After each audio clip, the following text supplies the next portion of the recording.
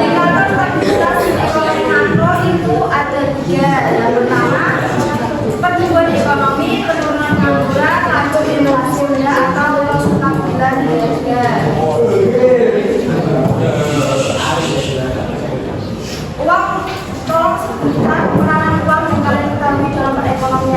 Bayar. Mengerti syarat. Transaksi ya. Uang menjadi peran penting dalam sistem ekonominya. Kegiatan ekonomi perlu menggunakan uang, tidak ada kegiatan ekonomi yang tidak menggunakan uang. Seperti yang kalian sebutkan tadi, yaitu uang menggunakan transaksi. Transaksi tersebut digunakan untuk kegiatan kalian sendiri, menggunakan uang dalam memenuhi kebutuhan ekonomi.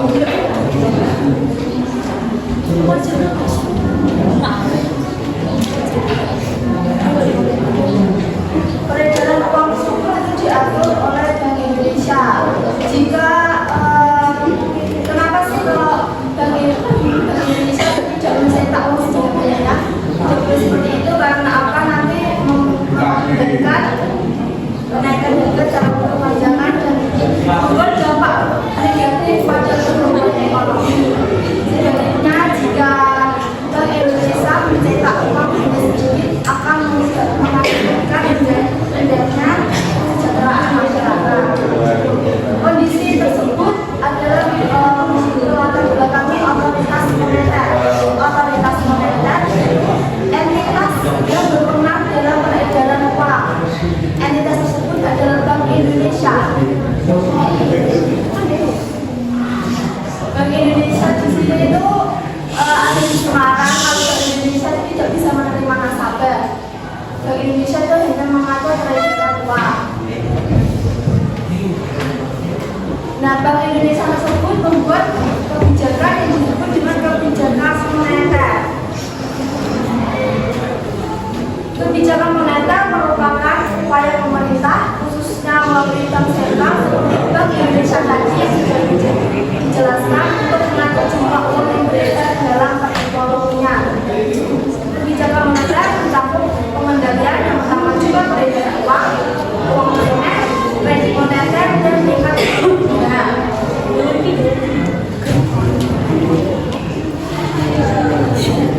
Jenis kebijakan moneter itu ada dua, yang pertama kebijakan moneter ekspansif dan kebijakan moneter kuantitatif.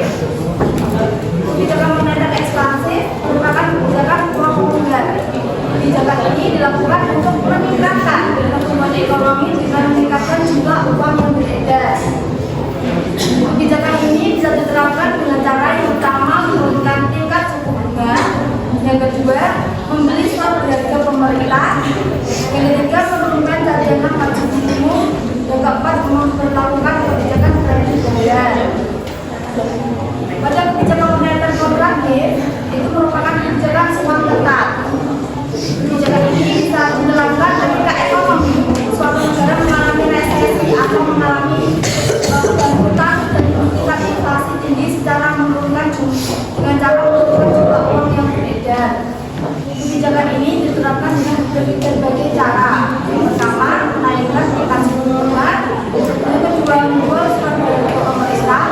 Yang ketiga, menaikkan cadangan minimum. Dan yang keempat, melakukan kebijakan kredit kita. Instrumen kebijakan moneter ada 4. Yang pertama, politik diskonto merupakan pengaturan tingkat suku bunga yang diberikan bank sentral kepada bank umum. Instrumen ini bisa diterapkan dengan cara menaikkan atau menurunkan tingkat suku bunga. Yang kedua yaitu operasi pasar terbuka atau OPT, merupakan kegiatan jual beli surat berharga pemerintah oleh bank sentral baik di pasar primer maupun sekunder melalui mekanisme lelang maupun non lelang. Contoh yaitu sertifikat Bank Indonesia atau SB. Yang ketiga ada cadangan kas atau dana wajib minimum, yaitu akan disebut dengan DWM, adalah cadangan kas minimum yang wajib dimiliki oleh setiap bank umum. Instrumen ini juga dikenal dengan rasio. Menerapkan kebijakan moneter dengan instrumen ini bisa dilakukan dengan cara menaikkan dan menurunkan cadangan kasnya. Dan terakhir ada kebijakan kredit. Kebijakan ini bisa diterapkan dengan memperlakukan kredit secara ketat maupun secara longgar.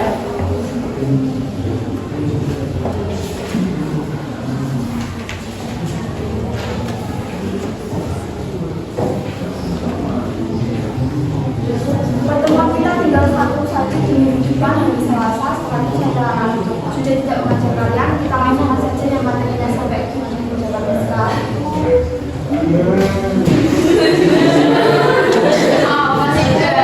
Ini nanti bisa ada sisa waktu sebelum puas kalian, nanti saya juga tunggu pajak kuning untuk mengulas materi yang baik. Kalau kalian mau kalau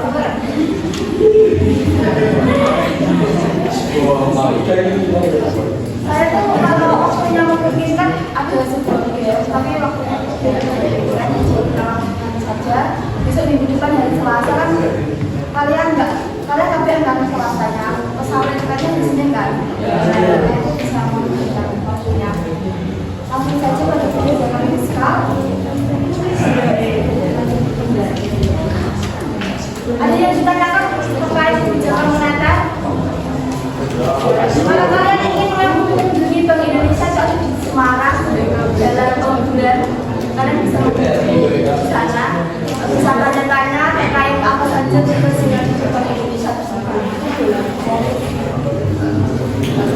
Oke. Setiap provinsi itu ada Bank Indonesia satu. Kebijakan fiskal langsung ke kebijakan fiskal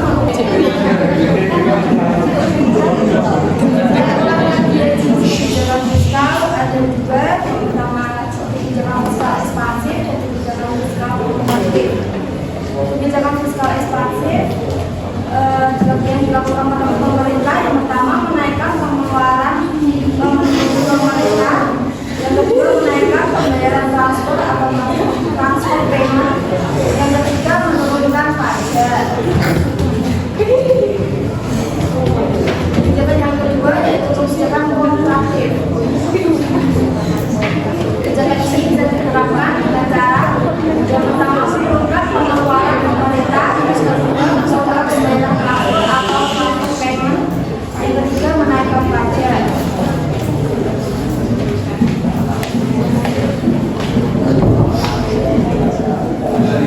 Jika kalian puas, pelajari bab 4 dan 5 pasti keluar yang soal puasa. Pelajari saja semuanya.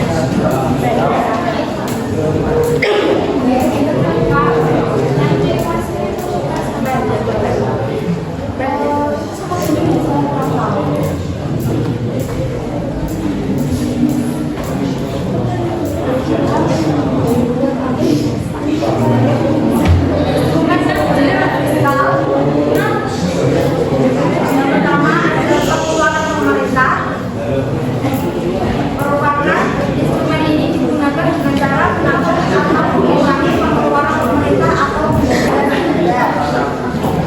Yang kedua, pembayaran transfer. Instrumen ini bisa digunakan dengan cara menambah atau mengurangi pembayaran transfer. Pembayaran transfer merupakan pembayaran atau pemberian dana dari pemerintah tanpa perlu adanya dana jasa atau imbal balik dari pemerintah tersebut. Contoh pemberian jaminan sosial dan beasiswa kepada mahasiswa. Yang ketiga ada pajak. Penerapan kebijakan fiskal merupakan instrumen pajak yang digunakan dengan cara menaikkan atau menurunkan pajak.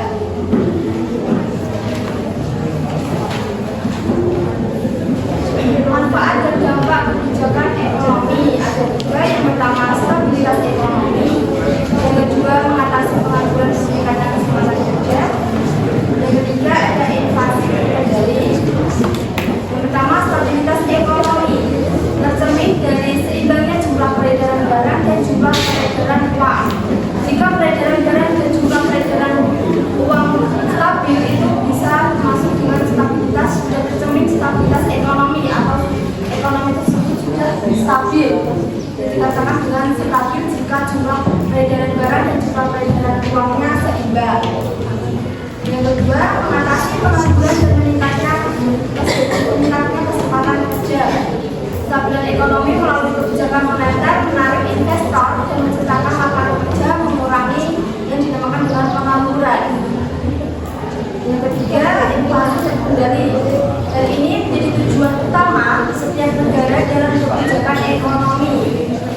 Ya, karena inflasi terkendali merupakan stabilitas ekonomi. Jika jumlah peredaran barang, jumlah peredaran uang, inflasinya stabil, bisa dikatakan dengan stabilitas ekonomi yang cukup lumayan baik.